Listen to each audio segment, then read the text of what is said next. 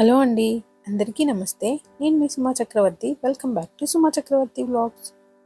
ఈరోజు వీడియోలో healthy and tasty అయిన నువ్వులతో చేసిన పుదీనా చట్నీ ఎలా చేయాలో చూద్దాము. నేను పుదీనాని కాడలతోనే వేస్తున్నానండి. లేతగా ఉంది కదా అని ఆ కాడలతోనే వేస్తున్నాను. ఒకవేళ ముదురుగా ఉందనుకోండి, ఆకులు మాత్రమే తీసి చట్నీ చేసుకోండి. పుదీనాని శుభ్రంగా కడిగి పక్కన పెట్టుకొని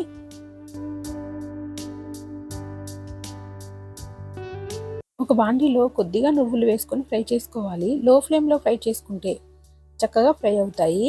నేను నువ్వులు చూపించట్లేదు ఎంత వేయాలి అని, అది మీ ఇష్టం అండి. కొద్దిగా ఎక్కువైనా పర్లేదు, తక్కువైనా పర్లేదు. నేనైతే చిన్న కప్పు వేసుకుంటున్నాను. నువ్వులు చిటపటమనేంత వరకు ఫ్రై చేసుకొని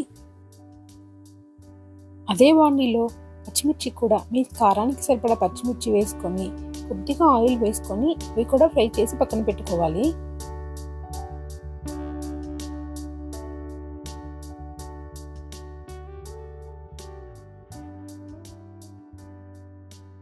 ఈ పచ్చిమిర్చి కూడా ఫ్రై అయిన తర్వాత అవి తీసి ఒక మిక్సీ జార్లో వేసుకొని అదే బాండీలో మనం కడిగి పక్కన పెట్టుకున్న పుదీనాని బాండీలో వేసుకొని లో ఫ్లేమ్లో కొద్దిగా చింతపండు వేసుకొని ఒక హాఫ్ చెక్కంత చింతపండు వేసుకుంటే సరిపోతుంది. లో ఫ్లేమ్లో ఈ పుదీనాని మగ్గేంత వరకు ఫ్రై చేసుకోవాలి.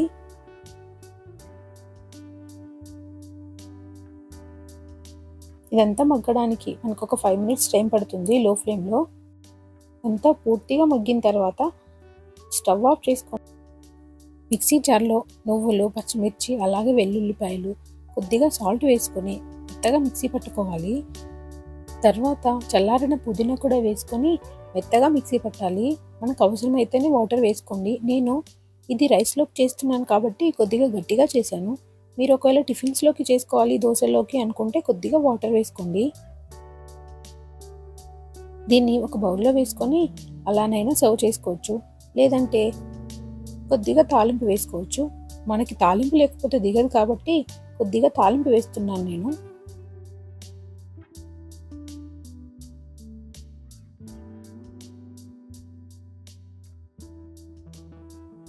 ఈ వీడియో నచ్చితే ఒక లైక్ చేయండి. మీకేమైనా డౌట్ ఉంటే అలాగే కామెంట్ చేయండి. సబ్స్క్రైబ్ చేసుకోవడం మాత్రం మర్చిపోకండి. Thanks for watching. Thank you.